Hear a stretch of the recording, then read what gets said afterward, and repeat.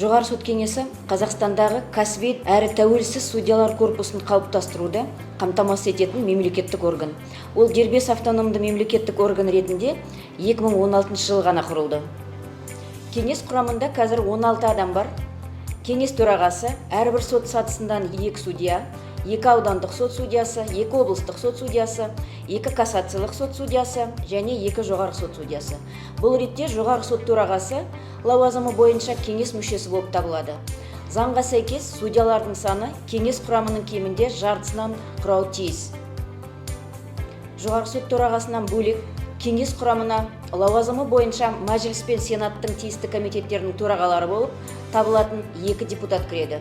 Сонымен қатар құрылтайдың құрылуына байланысты жуық арада жоғары сот кеңесі туралы заңға өзгерістер енгізілетін болады. Сондай-ақ кеңес құрамына 2 заңгер ғалым және 1 адвокат кіреді.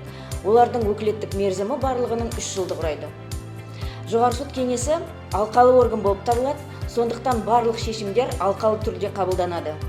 Көптеген мәселелер бойынша шешімдер қатысып отырған мүшелердің көпшілік дауысымен қабылданатын болса, жекелеген кадрлық мәселелер бойынша шешімді 3-тен 2 дауыс қажет. Шешімдер хаттамалық шешім нысанында рәсімделеді. Кеңес өз қызметін ашық қамтамасыз етеді. Әр жылдың басында кеңес мемлекеттік басшысына республикадағы судья кадрларының жай-күйі туралы ұлттық баяндама ұсынады. Онда кеңестің бір жыл ішінде атқарған жұмысы, сот жүйесіндегі кадрлық ахуалы, оның ішінде гендерлік көрсеткіштер, судья лауазымдарына өткізілетін емтихандар мен конкурстардың саны мен сапасы туралы, судьялардың тәртіптік жауапкершілігі, кеңестің институционалдық нығаюы, сондай-ақ сот төрелігі академиясының қызметі туралы кешенді ақпарат қамтылады. Кез келген азамат аталған баяндамалар кеңестің ресми интернет ресурсында таныса алады. Бұл қоғамға елдегі судьялар корпусының қалыптастыруы және дамуы жөніндегі нақты жағдайын көруге мүмкіндік береді. Аталған деректер халықаралық сарапшылар тарапынан да сұранысқа ие. Олар кездесулер мен халықаралық форумдарда ұлттық баяндаманың мәліметтері елдің сот жүйесіндегі кадр саясатының дамуы туралы объективті ақпарат көзі ретінде пайдаланатындарын атап өтті. Кеңестің жұмыс органдары болып кеңес комиссиялар табылады. Атап айтқанда, біліктілік комиссиясы судья болуға ниет білдірген тұлғалардан біліктілік емтихан қабылдайды. Конкурстық комиссия судьяның бас лауазымына конкурсқа қатысатын тұлғаларды алдын ала іріктеуді жүргізеді. Кадр резерві жөніндегі комиссия жоғары тұрған және басшылық судья лауазымдарға арналған судьялар кадр резервін қалыптастырады. Кеңес жанында сот жюриі жұмыс істейді.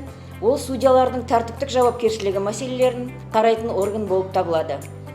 Аталған комиссиялар мен сот жюриінің құрамында судьялардан басқа заң қоғамдастығының өкілдері, белгілі ғалымдар, адвокаттар бар. Сонымен қатар 2024 жылдың шілде айынан бастап кеңестің құрамына сот төрелігі академиясы берілді. Академия судьяларды даярлау, оқыту және олардың біліктілігін арттырумен айналысады. Өткен жылдан бастап ғылыми педагогикалық магистратура мен докторантураның ашылуына байланысты білім беру бағдарламалары академияда кеңейтілді. Осылайша, мемлекет басшысының тапсырмасына сәйкес, бүгінде жоғары сот кеңесінде судьялардың кадрлық мәселелерінің барлығы шоғырланған. Іріктеу, даярлау және қызметінде ілгерілетуден бастап өкілеттіктерін тоқтатуға дейінгі барлық кезеңдерді қамтиды.